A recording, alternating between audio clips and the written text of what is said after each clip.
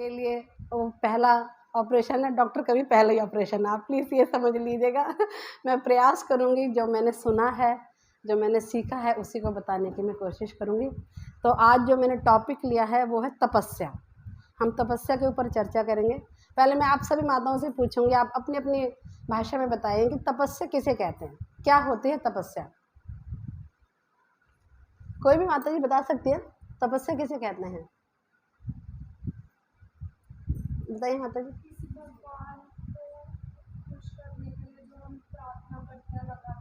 हाँ हाँ हाँ, बहुत बढ़िया, बहुत सुंदर जवाब दिया आपने। आप बताइए माता जी, तपस्या किसे कहते हैं। हाँ, आपसे ही पूछ रही हूँ। हाँ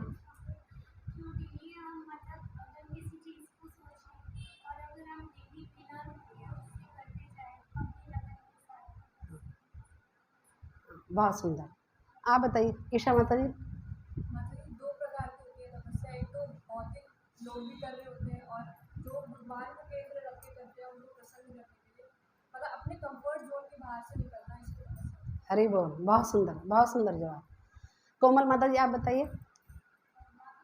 इंद्रियों को वश में रखते, खुद की इच्छा पूर्ण ना करके हार्ड वर्क करना, पूरी तपस्या सुनाते करता है दो तरीके की। हाँ बौद्धिक संसार में खासकर स्टूडेंट्स हम सब हाँ सभी करते हैं तपस्या, हाँ कि नींद छोड़ के खाना पानी हाँ, सब छोड़ के स्टूडेंट लाइफ में तपस्या करना और भगवान को प्रसन्न करना। बहुत सुंदर बहुत सुंदर बहुत सुंदर। और कोई माता जी आप बताएंगे माता जी।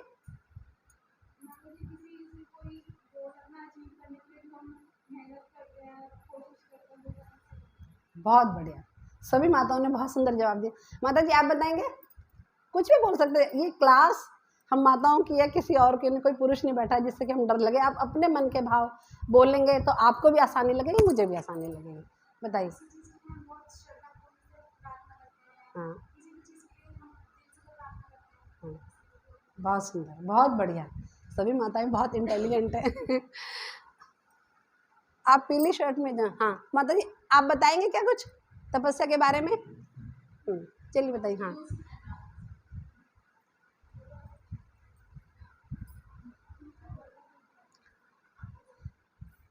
बोलिए माता जी, जो भी आपको समझ में आता है तपस्या शब्द से आप कुछ बता सकते हैं। हाँ बहुत बढ़िया, क्लैपिंग, वेरी गुड, बहुत सुंदर जवाब। भूमि माता जी आप। अपने कंफर्ट जोन से बाहर निकल के थोड़ी अनफेवरेबल कंडीशंस में जाके मतलब भगवान की भक्ति करना या उन्हें प्लीज करने का ट्राई करना। बहुत सुंदर, सभी माताओं ने बहुत सुंदर जवाब दिया और सबका जवाब सही है, एक का भी ऐसा जवाब नहीं है जो कि गलत है। तो तपस्या का जो अर्थ है ना, सही मायने में जो अभी इन्होंने बताया कि मन के विरुद्ध कार्य करने को तपस्या कहते हैं। हमारा मन क्या चाहता है, खाओ पियो, ऐश उड़ाओ, मौज करो, अच्छे अच्छे वस्त्र पहनूं, अच्छे अच्छे श्रृंगार करूं, पार्टीज़ में जाऊं, मार्केट में जा कर के कुछ भी जो चाहूं वो खाऊं, मन ये कहता है।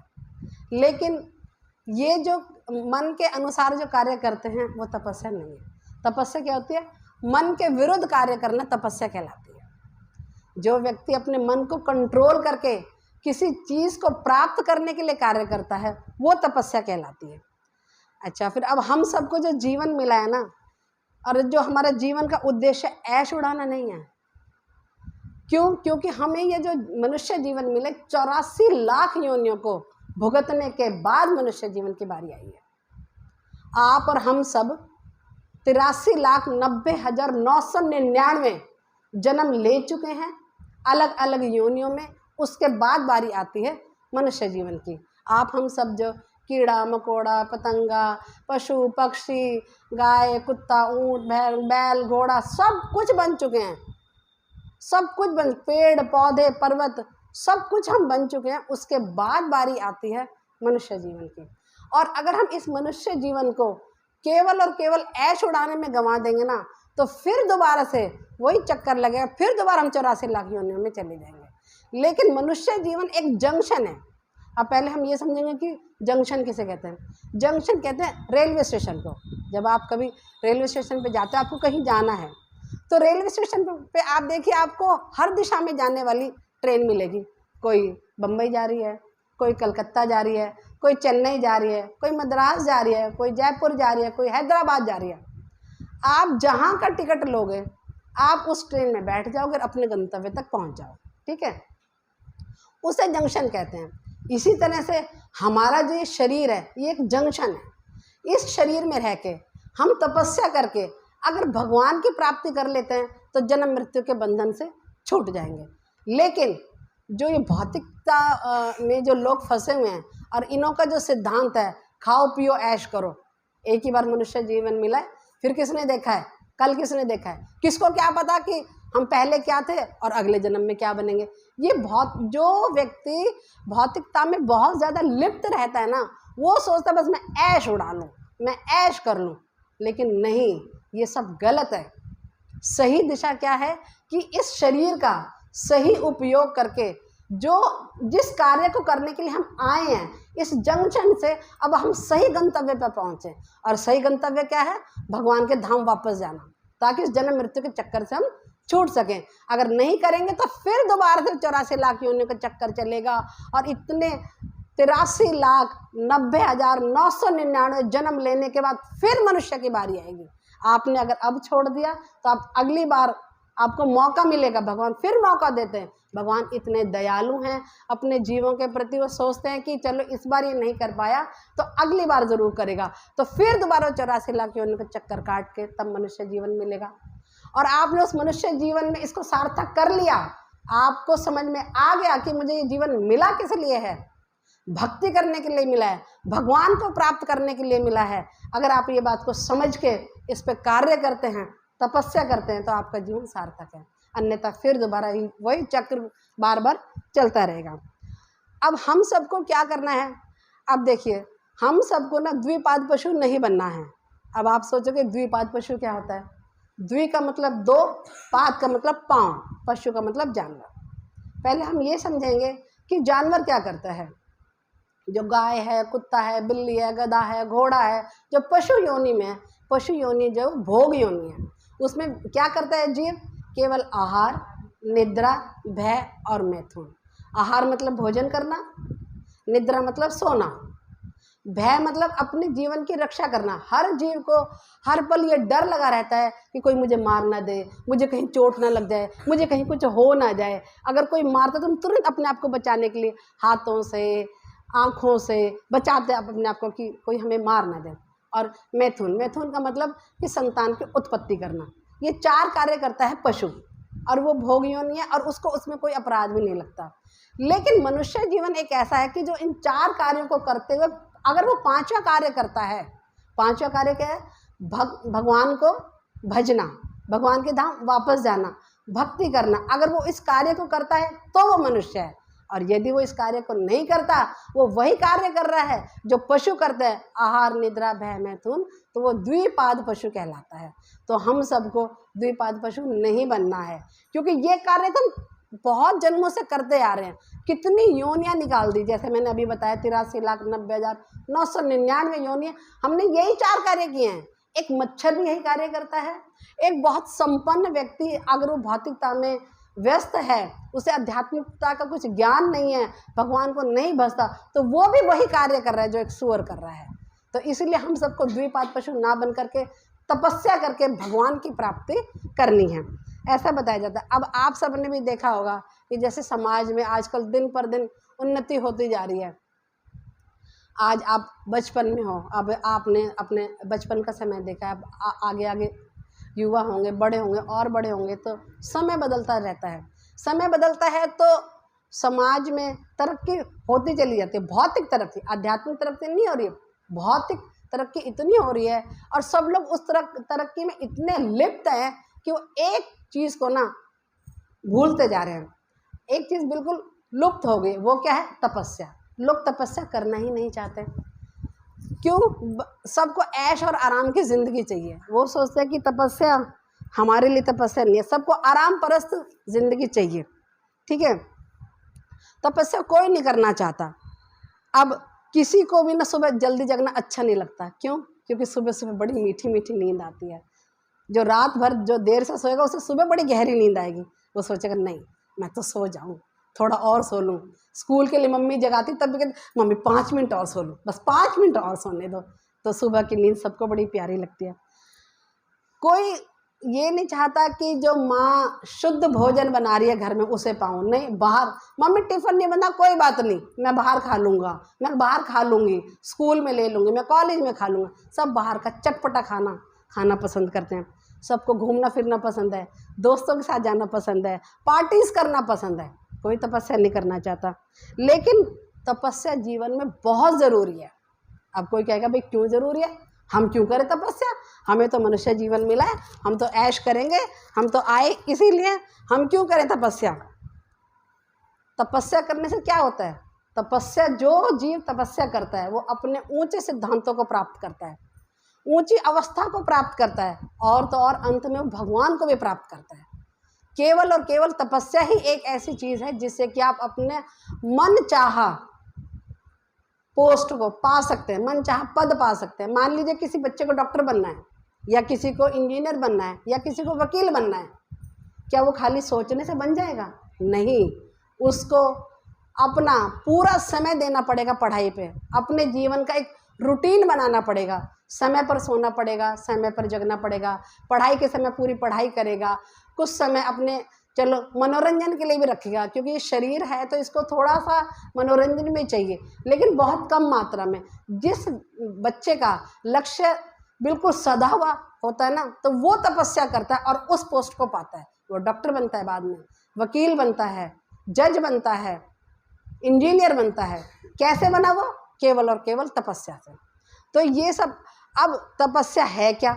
अब सब ये सोचेंगे कि तपस्या कहते किसे हैं भाई, क्या कैसे करें तपस्या, सुन तो रहे तपस्या तपस्या तपस्या, है क्या तपस्या, ये क्या बला है, क्यों करें तपस्या? तो तपस्या है सुबह जल्दी उठना, ये एक तपस्या है। मंगला आरती आना, ये एक तपस्या है। ध्यान पूर्वक जप करना, ये भी एक तपस्या है।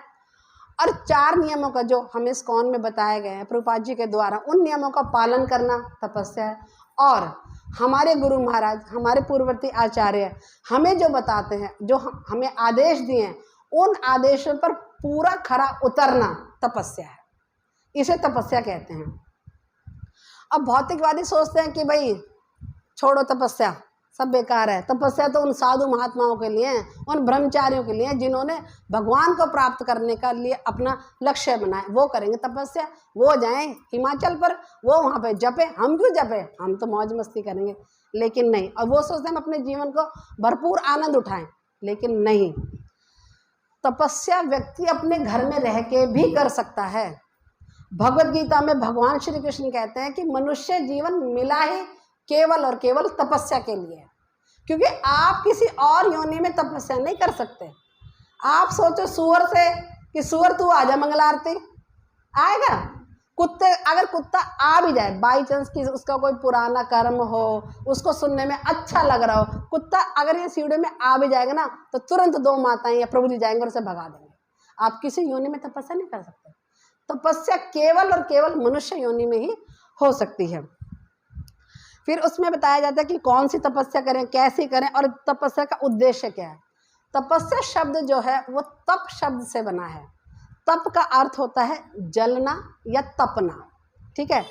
तपस्या के द्वारा हम क्या कर सकते हैं, जो हमने पूर्व जन्मों में कर्म करे हैं, जो अभी मैंने आपको जैसे बताया कि पिछले जो हम सारे जन्मों को भोग करके आए हैं, उस जन्मों में हमने जो पाप कर्म किए थे, उन सब कर्मों को हम जला सकते हैं तपस्या के द्वारा। पूर्व जन्म के कर्म खत्म होंगे, भक्ति जगेगी, फिर वह व्यक्ति दोबारा इस जन्म मृत्यु के चक्कर में नहीं आएगा। तपस्या का एक और अर्थ भी है जिसका मीनिंग है तपन या गर्मी। अब इस बात को हम एक एग्जाम्पल से समझते हैं।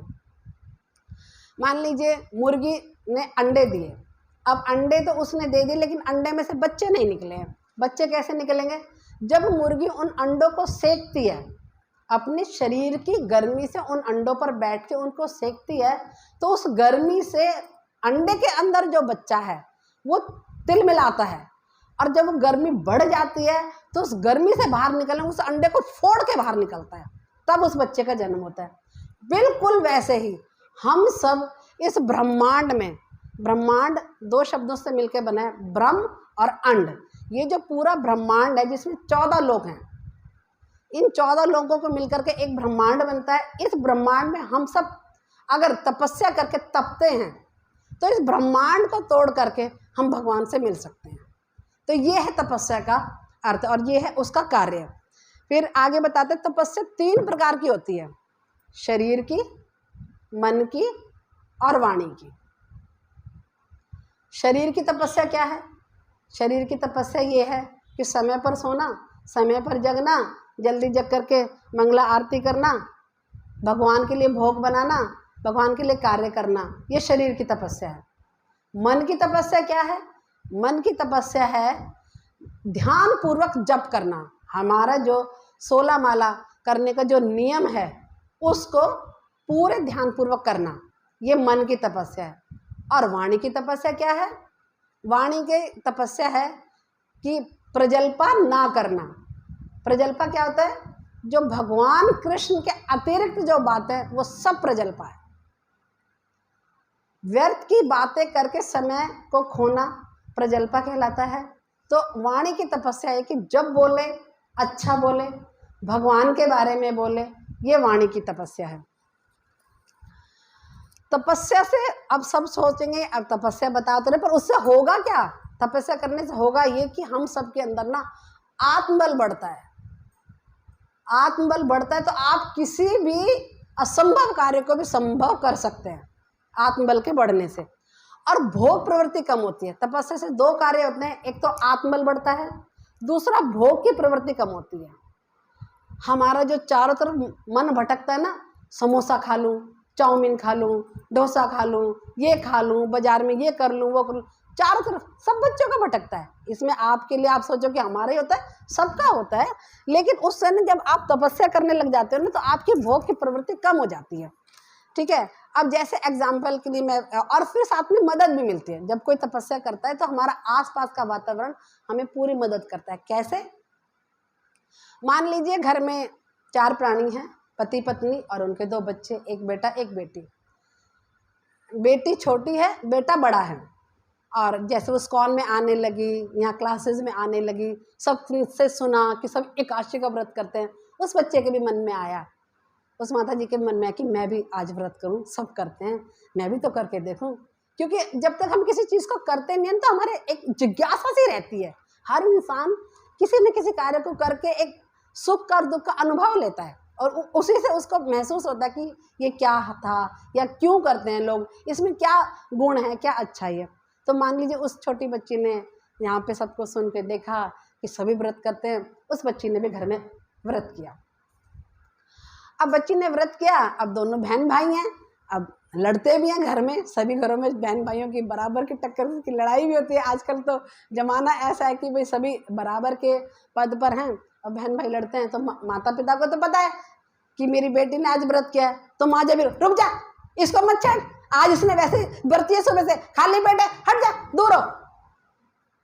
तो माता पिता होकर के अपने उस बच्चे की रक्षा करते हैं। उसने सुबह से कुछ नहीं खाया है, भगवान की प्रसन्नता के लिए वो व्रत कर रही है और तू इसे छेड़ रहा है, हट दूर हो। जब भगवान अपनी बेटी की रक्षा करते हैं और माता पिता जब अपनी एक छोटी सी बच्ची की रक्षा करते हैं, तो वो जो परम पिता परमात्मा है जो सबके हृदय में वास करता है, क्या वो हमारी रक्षा नहीं करेगा? जब हम तपस्या करेंगे तो भगवान भी हमें पूरा साथ देते हैं, हमें ऐसा वातावरण मिलता है। आप सब देखिए, आप सब जब यहाँ आने लगेंगे, आप जुड़ने लगेंगे, आपको चारों तरफ अच्छाई दिखने लगी, आपको खुद का भी मन करेगा कि मैं भी ये करूं, मैं भी वो करूं। फिर भगवान भी पूरी मदद करते हैं। आप समय पर सोने लग जाएंगे, आप समय पर जगने लग जाएंगे, आपको स्कूल का काम पूरा होने लग जाएगा, ट्यूशन जाते हैं तो ट्यूशन का काम पूरा होने लग जाएगा, पेपरों में आपके अच्छे नंबर आने लग जाएंगे, तो आपको खुद को भी खुशी होगी, मैंने किया तो देखो अच्छा मिल रहा है। तो इस तरह से व्यक्ति जो है आगे बढ़ता है। फिर इससे क्या होता है कि हम अपने अंदर की जो गलत चीज़ें हैं ना, उनको बाहर निकाल फेंकने के योग्य हो जाते हैं। मान लीजिए हम सब जैसे, या आप बहुत से बच्चे मोबाइल बहुत देखते हैं। अब जब वो यहाँ से जुड़ेगा, देखेगा, सबको खुद भी करेगा, तो सोचेगा अरे मोबाइल में बहुत समय ख़राब होता है, अभी मेरा स्कूल का भी काम रह रहा है, ट्यूशन का भी काम रह रहा है, कल क्लास में टेस्ट भी है मेरा स्कूल में, कहीं ऐसा ना हो इस मोबाइल के चक्कर में मैं फंस जाऊँ। और काम धीरे धीरे बुद्धि काम करने लग जाती है ना। जब सबका संग मिलता है, सारी बातें हम सुनते हैं, सीखते हैं, तो वो भी उस और प्रेरित होकर के आगे को चलने लग जाता है। तो वो बच्चा क्या करेगा कि अपनी जो कमियां हैं उसको धीरे धीरे दूर करने लग जाएगा। मोबाइल ज़्यादा नहीं देखेगा, जो जरूर आजकल तो सब कुछ वैसे मोबाइल पे ऑनलाइन क्लासेस चल रही है। ये कोरोना के चक्कर में सब छोटे छोटे बच्चे जो नर्सरी के बच्चे ना उनको भी मोबाइल चलाना आ गया है। तो चलो अगर क्लासेस है, ट्यूशन है, ऑनलाइन क्लास है तो आप ले सकते हो, पर आपकी बुद्धि काम करने लग जाएगी कि नहीं, मुझे एक अच्छा प्राणी बनना है, अपने माता पिता की अच्छी बेटी बनना है, भगवान का अच्छा भक्त बनना है, टीचर की सबसे प्रिय शिष्य बनना है। उस पे आप जब कार्य करने लग जाओगे तो आपकी तपस्या शुरू हो गई। और जब आप तपस्या करोगे तो फिर कहते हैं ना कि दूसरों पे विजय प्राप्त करने से पहले आपको खुद पे विजय प्राप्त करनी होगी। आप दूसरों में अगर अवगुण देखते हो तो उन अवगुणों को पहले अपने अंदर देख करके उन्हें निकालना होगा।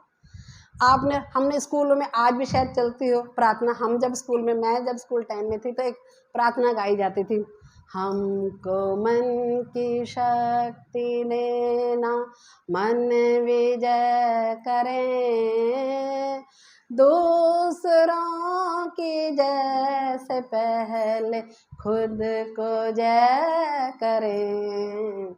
ये प्रार्थना हमारे स्कूल में गाई जाती थी। तो हम सोचते थे कि जय करना मतलब दूसरे का गुणगान करना, और अब कह रहे कि अपनी जय करो पहले, तो मतलब पहले खुद को अच्छा बताओ, अपना गुणगान करो। नहीं, जय का मतलब है कि आपके अंदर जो कमियां हैं उन पर पहले विजय प्राप्त करो, तब दूसरों पर आप विजय प्राप्त कर पाओगे।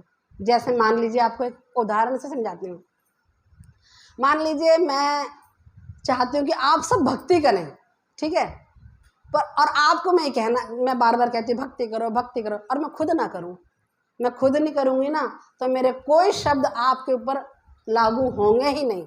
आप इस कान से सुनोगे, इस कान से निकाल दोगे।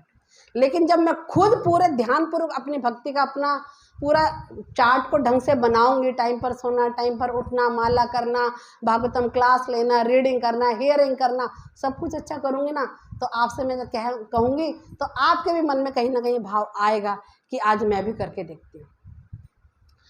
तो दूसरों को भक्ति सिखाने से पहले हमें खुद भक्ति करनी होगी, और वो भी एक तपस्या है। दूसरों को सिखाना भी तपस्या है और खुद करना भी तपस्या है। इसी बात को मैं आपको एक छोटी सी कहानी के तौर पे समझाती हूँ कि एक छोटा सा बच्चा था। वो बच्चा ना मीठा बहुत खाता था, और मीठा खाते खाते ना उसको शुगर हो गई। छोटी सी उम्र में ही बच्चे को शुगर हो गई, और बहुत मीठा खाता था। माँ बड़ी परेशान हुई। माँ उस बच्चे को डॉक्टर के पास लेके गई। डॉक्टर ने दवाइयाँ लिख दी, दवाइयाँ भी खाई महीना भर, पर कोई खास असर हुआ नहीं। बच्चे ने मीठा खाना छोड़ा नहीं। अब माँ वैद्य के पास भी ले गई, वैद्य ने भी अपने तरीके बताए, नुस्खे बताए, उसने तब भी उसको कुछ आराम नहीं हुआ। तो पुराने ज़माने में लोग ना महात्माओं की, साधुओं की बातों पे ना बड़ा विश्वास रखते थे। क्यों? क्योंकि वो जो बोलते थे ना वो सच हो जाता था। तो उस माँ ने सोचा कि मैं एक साधु के पास ले जाती हूँ, शायद उसके मुख से निकल जाए कि बेटा तू ठीक है, तुझे कुछ नहीं हुआ, और मेरा बेटा ठीक हो जाए। माँ को तो अपनी औलाद के लिए लालच रहता ना, बस किसी तरह मेरे बच्चे का काम हो जाए। अब वो माता एक सन्यासी के पास लेके गई उस बच्चे को, अपने बेटे को, और बोली कि सन्यासी जी, महाराज मेरा बेटा ना बीमार है, काफ़ी दवाई करा ली, डॉक्टर को भी दिखा लिया, वैद्य को भी दिखा लिया, पर कुछ आराम नहीं हो रहा। मुझे समझ नहीं आ रहा मैं क्या करूं। अरे मीठा बहुत खाता है, मानता नहीं है। अब सन्यासी इस बात को सुन के चुप। कुछ समय सोच के वो बोला कि देवी आप ना 1 हफ्ते के बाद आना। अब वो माँ परेशान, एक तो बच्चा बीमार, ऊपर से महात्मा जी ने भी 1 हफ्ते का समय दे दिया। अब ये मेरे को 1 हफ्ता और निकालना बड़ा मुश्किल हो जाएगा। अब माँ बेचारी क्या करती, बच्चे को लेकर के चली गई। जैसे तैसे उसने 1 सप्ताह काटा। 1 सप्ताह काटने के बाद वो फिर दोबारा आई, सन्यासी के पास आई और बोली महाराज अब बताइए, 1 सप्ताह मैंने जैसे काटा, मुझे पता है मेरा बच्चे का स्वास्थ्य दिन पर दिन गिरता जा रहा है, क्या करूँ मैं। अब सन्यासी बोलते हैं कि बेटा तू कल से मीठा नहीं खाएगा बिल्कुल भी, और तू जा। अब माँ हैरान, बोले सन्यासी जी बस यही? बोला हाँ, ये मीठा नहीं खाएगा। बोले महाराज ये तो बात आप मुझे पिछले सप्ताह में आई तब भी कह सकते थे, अब आपने क्या नया कर दिया जो कि मैंने 1 हफ्ता तक वेट किया, बच्चा भी परेशान रहा, मैं भी परेशान रही। सन्यासी कहते हैं देवी मैं स्वयं बहुत मीठा खाता हूँ, जब मैं मीठा इतना खाता हूँ तो मैं इससे कैसे कह दूँ कि तू मीठा छोड़ दे। अब 1 हफ्ते तक पहले मैंने अपने ऊपर कंट्रोल किया है, मैंने खुद ने मीठा नहीं खाया। आज मैं ये बात कहने के योग्य हुआ हूँ कि बेटा तू मीठा मत खा। जब हम खुद तपस्या करते हैं ना, तब वो तपस्या वाली बात दूसरों पर लागू होती है। तो इस तरह से हमें जो है ना तपस्या करनी चाहिए। अब बात आती है कि तपस्या की किस किसने। अब भगवत गीता, भागवतम, चैतन्य चरितमृत और प्रभुपाद जी के द्वारा इतने जो ग्रंथ लिखे हुए हैं, धार्मिक ग्रंथों में अनेकों अनेकों के नाम हैं, पर हमें पता तो लगे किसने की तपस्या। उनका नाम सुन के हम भी प्रेरित होए, हम भी कुछ करें। तो तपस्या की वासुदेव और देवकी ने भगवान श्री कृष्ण को पुत्र के रूप में प्राप्त करने के लिए तपस्या की। यशोदा और नंद बाबा ने तपस्या की, वो भी भगवान को पुत्र के रूप में प्राप्त करना चाहते थे, तो देवकी ने जन्म दिया और यशोदा मैया ने पाला। तपस्या की प्रहलाद महाराज ने, जो असुरों के घर में जन्म लिया था, असुर राक्षस योनि में जन्म लेकर के, और उन्होंने तपस्या करी, भगवान को प्राप्त किया। ध्रुव महाराज ने तपस्या की और भगवान को प्राप्त किया। हरिदास ठाकुर जो कि स्वयं ब्रह्मा जी का अवतार हैं, उन्होंने एक मुसलमान के घर में जन्म लेकर के हरिनाम संकीर्तन फैलाया चारों तरफ, उन्होंने तपस्या की। अब भगवान के अनेकों अनेक भक्त हुए हैं जिन्होंने सब ने तपस्या की है और तपस्या करके भगवान को प्राप्त किया है। अब नेगेटिव तपस्या भी की है कईयों ने, जैसे कि हिरण्यकश्यप। हिरण्यकश्यप ने 36,000 साल तक एक पांव पे खड़े होकर के और दोनों हाथ ऊपर करके ब्रह्मा जी से तपस्या की। किस लिए? कि आप मुझे अमर बना दो। अपनी इंद्रिय तृप्ति की पूर्ति के लिए तपस्या करी। ये नेगेटिव तपस्या है, इस तपस्या का कोई फायदा नहीं है। आखिरकार भगवान के हाथों ही मारा गया। तपस्या की रावण ने भी। रावण क्या चाहता था कि जीव जो है अपने कर्मों के अनुसार स्वर्ग और नरक जाता है। उसने सोचा कि मैं सभी को सीधा स्वर्ग भेजूंगा, स्वर्ग तक सीढ़ी बनाने का प्रयास किया, उसके लिए तपस्या की। तो ये नेगेटिव तपस्या है। इन तपस्याओं से हमें प्रेरित नहीं होना, प्रेरित हमें होना पॉजिटिव तपस्या से, जो सबने की। जैसे प्रहलाद महाराज ने, ध्रुव महाराज ने। अब प्रहलाद महाराज जो हिरण्यकश्यप और कयाधु के पुत्र थे। प्रहलाद महाराज की माता का नाम था कयाधु, वो भक्त थे, और हिरण्यकश्यप राक्षस प्रवृत्ति का था। तो जब प्रहलाद महाराज माता के गर्भ में थे, तो उसी समय देवता जो है ना कयाधु को उठा के ले जाना चाहते थे। क्यों? क्योंकि देवता ये डर रहे थे कि हिरण्यकश्यप ने इतना तहलका मचा रखा है पूरे ब्रह्मांड में, तो अब इसका जो पुत्र जन्म लेगा वो इससे भी बड़ा राक्षस बनेगा। इस चक्कर में देवताओं ने क्या करा कि कयाधु का अपहरण कर लिया। अपहरण करके वो लेके जा रहे थे, उसी समय नारद मुनि जो है वहां प्रकट हो गए। नारद मुनि तो सब कुछ जानते थे। नारद मुनि को ये बात का पता था कि कयाधु माता के गर्भ में एक भक्त है, भगवान का भक्त पल रहा है, और ये देवता को उन्होंने पछाड़ा। उन्होंने कहा कि कहाँ ले जा रहे हो? बोला कि महाराज ये हिरण्यकश्यप की पत्नी है, वो तपस्या कर रहा है, इसकी पत्नी गर्भवती है, ये जो संतान को जन्म देगी वो भी करेगा। पहले ही ब्रह्मांड में इतना तहलका मचाओ, तो हम सोचते हैं कि इसको मार दे, इसका बच्चा भी मर जाएगा तो कुछ तो शांति होगी संसार में। नारद मुनि कहते हैं बड़े गजब की बात है, एक तो स्त्री ऊपर से गर्भवती, उसको मार के तुम क्या पाप लोगे, जाओ यहाँ से। और नारद मुनि ने कयाधु को अपने संरक्षण में रखा। जहाँ नारद मुनि रहते थे वहीं पास में एक कुटिया बनाई, कयाधु को वहीं रखा। अब कयाधु क्या करे, अपने महल से तो आ गई, अब वहाँ पे वो सारा दिन सेवा में लगी रहती। नारद मुनि और जो ऋषि मुनि आते हैं उनकी सबकी सेवा में लगी रहती। अब वहाँ पर क्या चर्चा होती? भगवत चर्चा, भगवान के बारे में चर्चा हुआ करती थी। उस चर्चा को सुनती थी, और जो माता के गर्भ में जो बच्चा था, जो प्रहलाद महाराज थे, वो सब सुनते थे। ये हम सबका वहम है कि माँ के गर्भ में जो बच्चा होता है कुछ नहीं सुनता, वो सब कुछ सुनता है। वो जैसा अनुभव माँ करती है वैसा ही बच्चा करता है।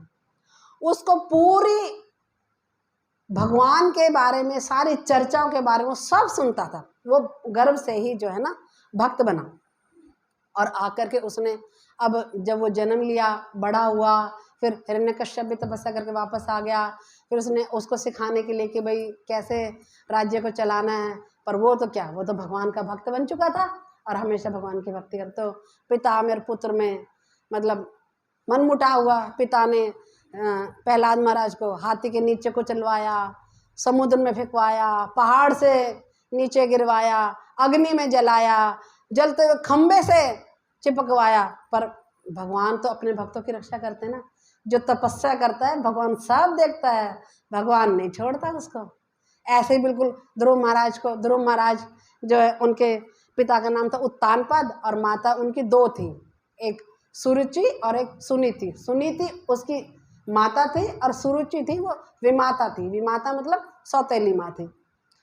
अब उत्तानपाद जो ना सुरुचि से ज़्यादा प्रसन्न रहते थे और सुनीति को थोड़ा सा साइड में क्या होता, कोई बात नहीं। अब ध्रुव महाराज जो है अपने पिता की गोद में आकर के बैठ गए और एकदम जैसे ही सुरुचि ने देखा तो उसे बड़ा गुस्सा आया और एकदम से झटके से ध्रुव महाराज को गोदी में से उठा के नीचे पटक दिया और कहा कि अगर तुम अपने पिता की गोद में बैठना चाहते हो ना तो तुम्हें तपस्या करनी पड़ेगी। पहले तुम्हें मेरे गर्भ से जन्म लेना होगा, तब जाके तुम अपने पिता की गोद में बैठ सकते हो। उस बच्चे को बड़ा बुरा लगा। वो अपनी माता के पास गया, सुनीति के पास, कि माँ ऐसे ऐसे आज विमाता ने मुझे फेंक दिया। माँ बड़ी समझदार थी, दयालु थी, वैष्णवी थी। बोली बेटा पिता की गोद में क्या बैठेगा, तू परम पिता की गोद में बैठना। बोलो वो कहाँ मिलेंगे, और वो कौन है? बोला भगवान है। बोले वो कहाँ मिलेंगे? बोला बेटा तपस्या से मिलेंगे। बोला तपस्या क्या करूँ मैं, कैसे करूँ तपस्या, कहाँ मिलेंगे भगवान? बोला बेटा जंगल में मिलेंगे भगवान। उसी समय ध्रुव महाराज राजपाट को छोड़ के जंगल में चले गए और वहाँ तपस्या करने बैठ गए। वहाँ भी नारद मुनि ने आए और उन्होंने उसकी मदद करी और एक दिन उन्होंने भगवान को प्राप्त किया। तो इस तरह से जो जिसने तपस्या करी अपने लक्ष्य को सबने प्राप्त किया। अब तपस्या शब्द हम शुरू से तपस्या ही पढ़ रहे हैं। तो धर्म के 4 स्तंभ हैं, उसमें सबसे पहला जो स्तंभ है वो तपस्या है, दूसरा दया, तीसरा सत्यता और चौथा पवित्रता। इसी तरह से हर युग का एक अपना अलग धर्म है। जैसे कि सतयुग में जो धर्म था वो तपस्या था। सतयुग में लोग तपस्या करके भगवान की प्राप्ति करते थे। त्रेता युग में लोग यज्ञ करके भगवान की प्राप्ति करते थे। द्वापर युग में लोग अर्चा विग्रह की सेवा करके भगवान की प्राप्ति करते थे। और कलयुग में जो है ना हरिनाम संकीर्तन करना ही एक तपस्या है। क्योंकि आज के समय में ना तो हम तपस्या कर सकते हैं, कौन सी तपस्या, सतयुग वाली की बात कर रही हूँ मैं, ये अभी जो हमने बताया वो नहीं, ये तो हम सब कर सकते हैं। सतयुग वाली तपस्या नहीं कर सकते हम, यज्ञ नहीं कर सकते। क्यों? यज्ञ के लिए ना तो श्रेष्ठ ब्राह्मण है, ना सामग्री है, और ना अर्चा विग्रह की पूजा कर सकते हैं। क्योंकि अर्चा विग्रह की पूजा भी बहुत बहुत हाई लेवल की है जो कि हम साधारण जीव नहीं कर सकते। और हरिनाम संकीर्तन एक ऐसा है जिसको हर जीव कर सकता है, और यही इस युग की तपस्या है। तो हम सबको ये आज के लेक्चर से थोड़ा ये देखना चाहिए कि तपस्या सबको करनी चाहिए। तपस्या ही जीवन का लक्ष्य है। मनुष्य जीवन मिला ही तपस्या के लिए। हरे कृष्ण।